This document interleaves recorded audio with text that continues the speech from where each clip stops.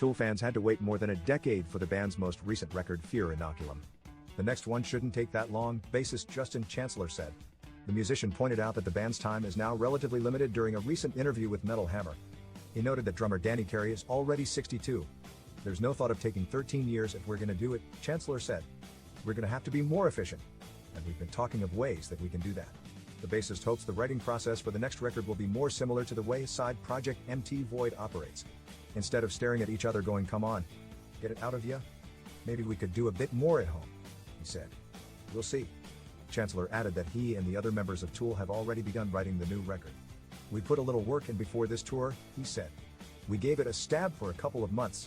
We ended up compiling all the ideas we had. Normally when we do that we start writing pretty soon after, but we had a lot of stuff coming up, so we didn't dive all the way in. When we're done with Europe, we're gonna dive back in during the second half of the year.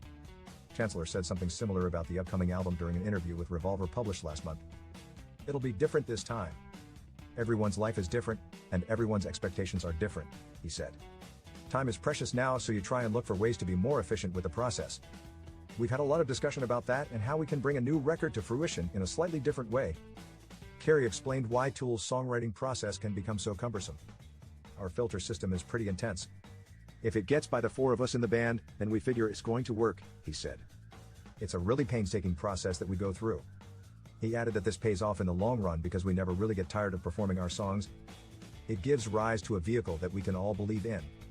The drummer isn't sure what new album will sound like, or if it'll even be a full LP. The band is currently considering releasing a shorter EP instead. Who knows? It could flip-flop, Carey said.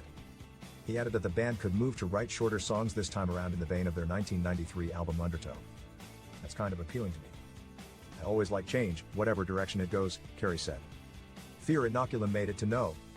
1 on the Billboard 200 after it was released in September 2019.